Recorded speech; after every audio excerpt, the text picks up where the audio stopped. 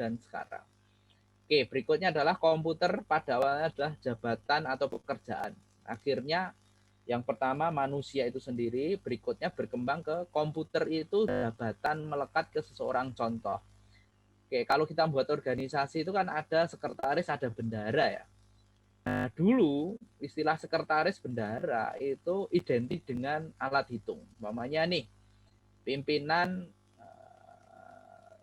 ada tugas untuk mengerjakan kalkulasi laporan keuangan. Ketika dia minta bantuan ke stafnya, baik sekretaris atau bendara, nah yang melakukan menyelesaikan tugas perhitungan itu dulu juga istilahnya komputer. Makanya yang awalnya komputer itu personal, ngitung person, akhirnya ke nempel ke jabatan tertentu. Berikutnya digunakan untuk menggambarkan orang yang umumnya wanita yang pekerjaannya melakukan perhitungan berulang-ulang. Nah, teman-teman kita perhatikan sekretaris bendara dulu identik dengan perempuan. Dulu ya, identik dengan perempuan. Akhirnya dalam perkembangannya ini, oke, sekali lagi jabatan pekerjaan yang berulang-ulang yang identik dengan atau umumnya wanita itu dulu masuk kategori komputer. Oke ya. Tugasnya apa nih? Menghitung tabel posisi planet ya untuk astronomi, ya untuk pelayaran, ya yang sederhana ya untuk pekerjaan di kantor, ya laporan penggajian dan seterusnya itu berulang-ulang ya kan penggajian kan setiap bulan nih itu berulang-ulang lah yang ngitung yang gaji itu masuk kategori komputer dulu. Baik kita lanjutkan. Nah komputer berikutnya adalah dalam perkembangannya orang hitung dulu ya 1+1 masih dijangkau dengan pikiran ya atau dengan jari. Tetapi semakin lama perhitungannya semakin kompleks Bapak Ibu sekalian sehingga perlu alat. Ya kalau kita ingat SD ya, SD itu kita dulu diminta untuk membawa stick ya ukuran kurang lebih 10 cm ya stick itu untuk apa ya istilahnya dulu ya kayak soto gitu ya dulu ya dari ada yang dari lidi, ada yang dari bambu itu membuat stick-stick itu untuk hitung-hitungan bagi ya 10 stick dibagi 2 ya 2 jadinya 5 gitu. Nah dulu di peradaban ini ya Babilonia teman-teman dulu ditemukan namanya counting tables ya counting tables ini istilahnya abakus. Nah, kalau sekarang itu sempoa ya tetapi bentuknya agak beda ya. Nah ini to compute kayak dari bahasa Latin artinya menghitung, secara ejaan alat hitung. Nah sekarang computer science itu ilmu komputer tentunya beda ya dengan yang istilah komputer yang lalu. Baik.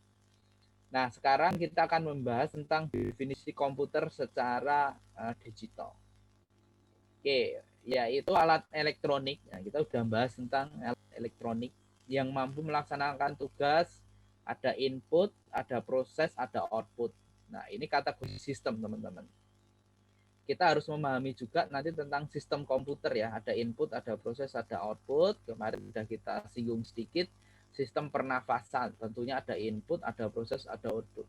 Sistem pencernaan, ada input, ada proses, ada output. Nah, pemikiran-pemikiran sederhana seperti ini teman-teman harus sudah terbiasa ketika teman-teman nanti buat tesis kan harus proposal dulu nih, mesti Anda ditanya oleh pembimbing Anda yang sederhana adalah outputnya apa dari penelitian ini, keluarannya apa, itu yang pertama. Kalau tesis nggak kepikiran outputnya apa nggak bisa dikerjakan. Saya kalau bimbing tesis juga kayak gitu. Pak, saya mau gini. Pertanyaan saya sederhana. Nanti ini keluarannya apa, Mas? Outputnya apa? Oh, nanti keluarannya seperti ini, Pak. Nah, jika keluarannya seperti itu, nanti cara prosesnya seperti apa? Jadi dibalik. Oh, nanti prosesnya dengan tools ini. Nah, kalau menggunakan tools ini berarti inputannya apa? Jadi dibalik. Kenapa? Karena MS2 itu pola pikirnya. Untuk mendeteksi pola pikirnya. Ya paling gampang seperti itu. Artinya ya kalau S1 itu kan kalau dulu kita yang penting dikerjakan dulu ya. Saya punya ide kayak gini Pak. outputnya seperti apa nggak paham. Nah, kalau S2 paling tidak outputnya seperti apa harus ada gambaran. Walaupun nanti outputnya itu bisa berhasil, bisa tidak. Atau outputnya itu ketika diuji statistik hasilnya bisa maksimal atau tidak. Tapi yang pasti harus ada gambaran. Berikutnya alat hitung elektronik yang mampu menginterpretasikan dan melaksanakan perintah-perintah terprogram, input, output, dan operasi logika. Oke ya. Jadi menggambarkan perintah-perintah terprogram. Nah, di sini nanti ada hubungannya dengan perangkat keras dan perangkat lunak ya. Perangkat lunak nanti ada dua hal, yaitu ada aplikasi dan operating system. Kita akan bahas. Baik. Ini secara bahasa Inggris ya. Nah, berikutnya adalah perangkat elektronika yang dapat menerima dan mengolah data menjadi informasi, menjalankan program yang tersimpan dalam memori, serta bekerja secara otomatis. Nah, ini teman-teman.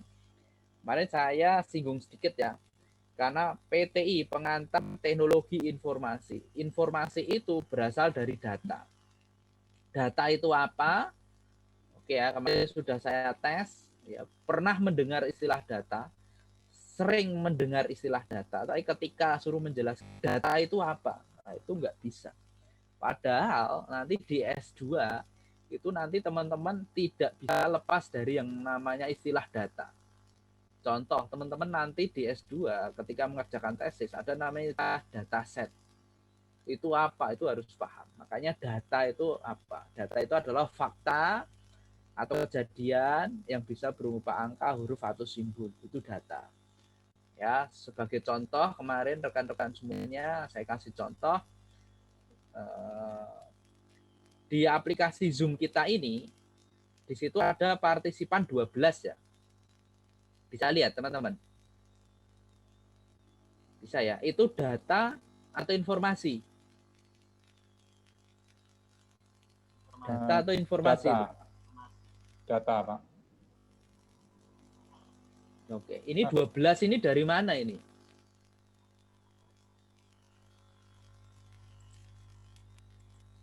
Oke ya. Jadi teman-teman 12 ini kan sistemnya Zoom itu sudah dibuat ketika ada yang join, Mas Muhammad Is, Mas Agung, Mas Alvin, Pak Hernandez, Mas Gabriel, Pak Masyar, Pak Adin, Mas Rendo dari MTI, Mbak Ma. Ini kan secara sistem terdeteksi, akhirnya diprogram dengan metode tertentu, akhirnya muncul informasi pesertanya 12. Ya, fakta yang ada di sini data adalah di sini hadir Mas Muhammad, Mas Agung, ini data. Ya, jadi ketika kita lihat satu-satu ini data. Nah, data ini teman-teman, ketika ada kalau kita ada tulis Muhammad Rais, ini sebenarnya bisa dikatakan yang tulisan ini informasi. Ya, karena sudah diolah. Dari apa? Teman-teman tadi ngetik ya. Ngetik diproses oleh perangkat lunak, akhirnya dimunculkan outputnya ada Muhammad Rais. Oke, tetapi sederhananya ketika teman-teman ada presensi namanya Mas Muhammad Rais, Mas Agung, Mbak Mala, Mas Safor, Mas Masar dan seterusnya, itu data. Ya, tetapi ketika di sort by age, usia, nah nanti muncul informasi apa? Oh, dari sekian peserta yang paling muda ini, yang paling tua ini.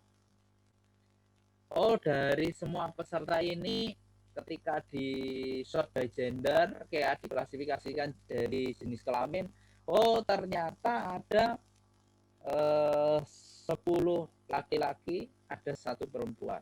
Itu sudah diproses. Nah, data sekali lagi adalah fakta kejadian, bisa berupa angka, huruf, atau simbol. Sedangkan informasi adalah data yang sudah diproses ya dan menghasilkan manfaat untuk penggunanya. Nah, itu secara umum teman-teman. Makanya teman-teman kita harus memahami terkait dengan pengertian-pengertian secara spesifiknya. Saya terlihat teman-teman? Ya. Oke, jadi sekali lagi data adalah fakta kejadian berupa angka, huruf, atau simbol. Ya, pengantar teknologi informasi. Ya, informasi adalah dari data yang sudah diproses, ya, sehingga dapat dimanfaatkan untuk penggunanya. Dimanfaatkannya untuk apa? Untuk mengambil kebijakan mungkin. Begitu. Oke ya. Berikutnya adalah pengertian komputer secara khusus Bapak Ibu sekalian. Ya, mesin pengolah informasi yang memiliki fungsi storage, yaitu menyimpan, retrieval, pengambilan, ya, pengolahan, ya, generation, dan mengubah. Ya, jadi komputer secara khusus itu diartikan sebagai fungsi dari komputer itu untuk apa aja sih? Menyimpan bisa, ya, mengambil data bisa, mengolah data bisa, generation itu membangkitkan bisa, pembangkit, mengubah, ya, mengubah gambar, membangkitkan itu meningkatkan kinerja, performance, ya, secara otomatis dan seterusnya. Oke, baik. Nah, sejarah perkembangannya teman-teman, materi hari ini ya, tentunya ada klasifikasinya. Oke, jadi ada 4 klasifikasi terkait dengan perkembangan komputer. Yang pertama yaitu era alat hitung numerik, ya, alat hitung analog atau mekanik, ya, mesin analitik, dan komputer modern. Nanti ada istilah namanya tabung hampa udara, tube vakum. Ya, nah ini teman-teman, era awal alat hitung numerik itu dulu menggunakan seperti ini, abakus. Cuman kalau abakus pertama kali yang ditemukan di Babilonia itu seperti ini. Ya, jadi abakus prasejarah itu seperti ini. Jadi ada objek kayak papan gitu, ada cekungan, di dalam cekungan ini nanti ada bola-bola. Nah, ini untuk perhitungan matematis. Ya, sekali lagi teknologi semakin berkembang karena ketika seperti ini ya miring mesti bolanya jatuh ya. Akhirnya manusia cerdas. Gimana supaya nggak jatuh? Dibuat yang bola-bolanya menggunakan stick ya, supaya geser-geser nggak lepas. Nah ini biasanya simbah-simbah orang Tionghoa itu kalau toko-toko pakai menggunakan ini ya. Kebetulan saya dari daerah Solo ya, itu ada di daerah Pasar Gede itu ada toko-toko yang Chinese itu masih menggunakan ini. Ini era alat hitung numerik ya, ditemukan sekitar 300 tahun sebelum Masehi di Babilonia. Oke, baik. Jadi ini berikutnya Pascal line. Nah, mungkin teman-teman pernah dengar istilah Pascal ya. Nah, ini penemunya sama, yaitu roda bergerigi ya, dibuat oleh Blaise Pascal tahun 1623. Ya, itu tujuannya adalah untuk membantu ayahnya waktu itu untuk perhitungan. Itu kebetulan bapaknya itu kerja di keuangan, jadi untuk menghitung pajak. Ya, kalau ini alat ini sekarang masih ada ya di pernah saya lihat ini apa di museum. Ini masih ada ini. Kalau yang ini temuan-temuan seperti ini juga tentunya ini foto ya, pernah ditemukan, makanya jadikan bukti. Ini mesin penjumlahan Pascalnya seperti ini teman-teman. Ini juga waktu ada acara Discovery Channel itu penelusuran bawah laut, ada kapal karam itu ya, setelah dicek itu juga ada beberapa mesin perhitungan seperti Pascal seperti ini ya, ada roda bergiginya ya, walaupun bisa jadi itu alat navigasi kapal ya, tadi sudah di awal ya, perkembangannya adalah untuk perhitungan alat navigasi kapal ya. Tentunya dulu alat-alat ini memang diciptakan ketika ada masalah tertentu, ketika ada orang berlayar ya tidak tahu perhitungan arah, sehingga membuat alat di mana cara bisa mendeteksi arah. Ya, ketika kita makan panas, maka kita menggunakan alat supaya tidak panas. Ya, menggunakan sendok. Jadi sekali lagi teknologi-teknologi itu muncul karena manusia mengalami kendala-kendala atau menemukan terobosan-terobosan. Contoh sebenarnya sepeda itu kan awalnya bukan masalah, tetapi supaya cepat ya akhirnya ada temukan sepeda walaupun dengan jenis berbeda-beda ya setiap negara. Nah ini kalau dibuka kurang lebih seperti ini teman-teman, ini kita cukup tahu saja karena ini bukan bidang kita, tetapi ini adalah salah satu waktu perkembangan teknologi yang saat ini kita hadapi ya. Jadi susunan roda bergiginya Pascaline seperti ini kurang lebih. Berikutnya era komputasi analog. Nah ini Pascaline tadi sudah diperbaiki. Akhirnya muncul kalkulator mekanik oleh Charles Xavier. Akhirnya muncul namanya mesin Jacquard. Nah ini teman-teman, sekarang kita familiar dengan ini ya, mesin tenun ya. Nah mesin tenun seperti ini kan sekarang buat kain. Nah kalau dulu dalam perkembangannya sebenarnya mesin ini dulu untuk perintah matematis. Ya pernah nonton film apa itu ya, yang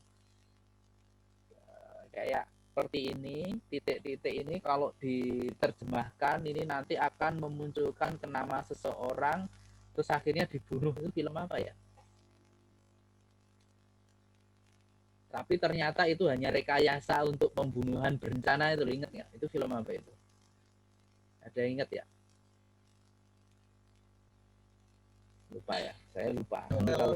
Da Vinci Code, masa Da Vinci Code ya? Da Vinci Code ya. Sebentar Bapak, teman-teman, ini ada Pak Bambang telepon sebentar ya.